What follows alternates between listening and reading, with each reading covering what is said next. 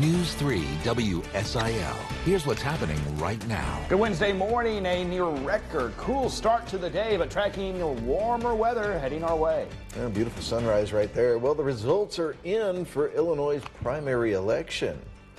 We believe in the people of Illinois, and together we will get Illinois back on track. It will happen, friends. I want to lose to a man who's going to bring these conservative values to Illinois. That's right. You are hearing reaction from candidates in state and local races. All of that coming together for you. News 3 this morning at 6 starts now. We've got you covered from WSIL News 3 this morning. Well, good morning, everyone. It is Wednesday, June 29th, wrapping up a fun and busy night. Everyone excited. I'm Dave Davis. And I'm Eviana. We're so happy you decided to be with us this morning. We'll have all those election results from the Illinois primaries in just a moment. First, we definitely need to check in with Storm Track 3 Chief Meteorologist Nick Housen. Another beautiful start to the day, in my opinion. In your opinion, yeah, it's actually a little cool outside this morning. I'm not going to complain because, well, it is, of course, the heat of summer, but it is. Heat is coming. I mean, it's almost chilly outside. Let's face it. It's temperatures back in the lower 50s for some. Both Cape Girardeau and Paducah both breaking records this morning. In fact, down to 53 in Marion and Carbondale, 52 in Harrisburg now, 53 as well in Paducah. Again, that is a record. Cape Girardeau also breaking a record this morning. Right now at 52 degrees. A lot of sunny skies expected. Gorgeous sunrise this morning and hardly a cloud in the sky. Lunchtime temperatures lower 80s. Afternoon highs topping off will be in the upper 80s today. Very light winds gradually turning more towards the east and eventually towards the southeast by tonight. Once the winds turn out of the south here over the next few days, the humidity will start to return and eventually it leads to some rain chances by the weekend. We'll tell you more on that coming up. Thank you, Nick. Well, we're going to start this hour with team coverage of election results from Illinois' primary elections, with many eyes, of course, on the new race for the newly 117th formed district. Oh, that's right. The Republican primary race pit incumbent Patrick Windhorst against challenger and former Williams County Commissioner Ron Ellis. Here are the results for that. Windhorst took the race with 72% of the vote over Ellis. News 3's Danny Valle talked with Windhorst about the win. Here at Mackey's Pizza in Marion, the Williamson County Republican Party closely watched the results being tabulated on the computer screens. And one of the big races they were watching is who would lead the new 117th district. And it's a familiar name, Patrick Windhorst, who had been elected in 2019 to represent the 118th district. He has now been elected to represent the newly formed 117th district after the Illinois legislative maps were redrawn this past year. And we did speak to Representative Windhorst, who says he is proud to represent Southern Illinois and that the voters made their voices heard. Our state as a whole has taken a hard progressive turn, and I've been speaking out against that in Springfield and values of Southern Illinois. And I believe the voters rewarded that as well. I'll be working hard for all the citizens of the 117th to let their voice be heard in Springfield and to make sure we can move together forward as a region. And also spoke to Ron Ellis, who also called Windhorst last night to congratulate him. And he told me that whenever Windhorst needs any help, he can always call Ellis because it's all about helping each other and helping Southern Illinois. I'm still going to be involved. I'm not going away by any stretch of the imagination. And I like being working with the public. I like being a public servant, and who knows what doors may open up down the road. You never know. And Windhorst will move on to the general election in November, where he will run unopposed and seemingly will become the new representative of Illinois' 117th district. Reporting at Mackey's in Marion, Danny Valle, News 3. Now to the 118th House District race. On the Republican side, Dr. Paul Jacobs took on businessman Aaron Smith. So let's take a look at some of the results there in that race. As you can see, Dr. Jacobs will take the win with 68% of the vote over Smith there on the Republican side. Now, News 3's Madeline Parker has more from this race. We now know the results of Tuesday night's election. With 91 precincts reporting, Dr. Paul Jacobs now has won the Republican ticket for the 118th district. Businessman Aaron Smith conceded to the incumbent when Jacobs held 68% of the vote. Now going to his second term, Jacobs says he wants to focus on keeping jobs in Illinois.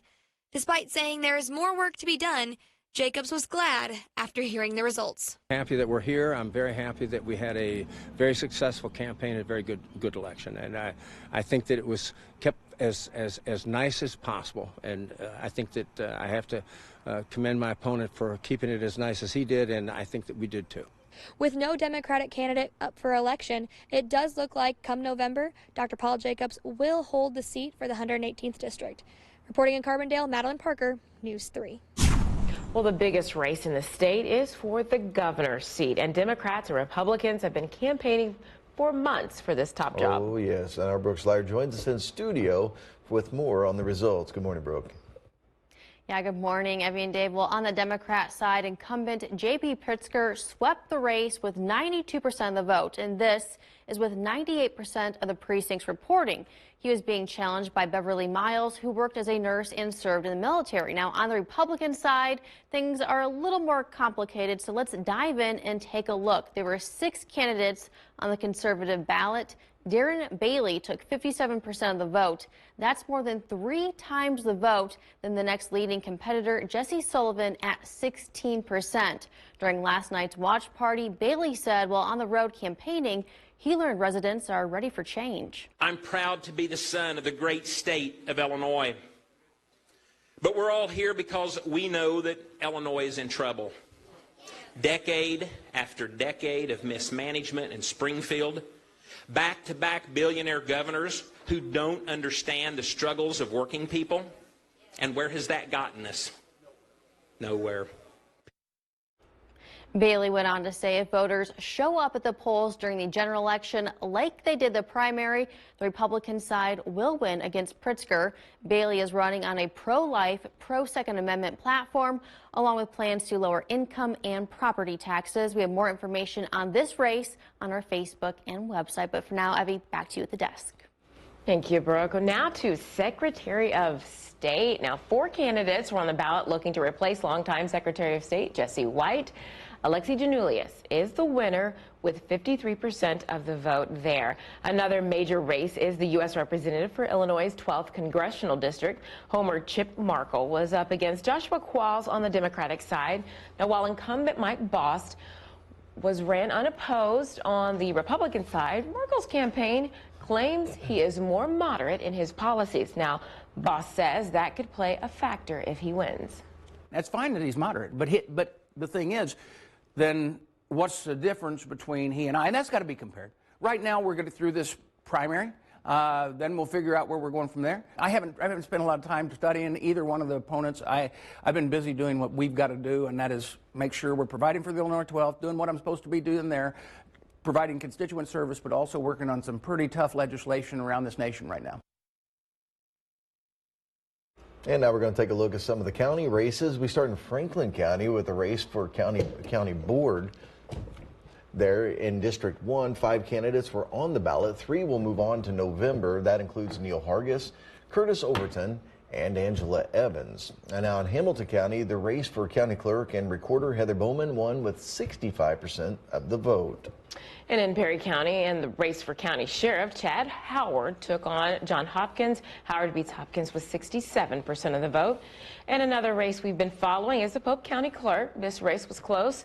Darcy Garling beat out Aaron English with 57% of the votes. And we have more on the election results on our website, WSILTV.com, and we'll have more reaction from candidates in the other races, and that's coming up in our next half hour. Right now, though, we're going to check on Storm Track 3. Chief Meteorologist Nick Housen. Yeah, a couple disturbances in the Atlantic Basin to keep an eye on. In fact, one that is developing near the Gulf Coast of Texas, likely to bring some big-time rains to parts of Texas and Louisiana. Something to keep an eye on. Sometimes that tropical moisture near the Gulf Coast can end up very close to us, and that is possibly going to be the case as we move into the early part of next week. Another disturbance actually on the northern side of South America there near the country of Aruba will continue to track westward here over the coming days, likely to become a tropical storm, would be named Bonnie, possibly impacting parts of Costa Rica and Panama and Honduras as well, and Nicaragua, where we could see some very heavy rain. We are tracking rain in our forecast as well.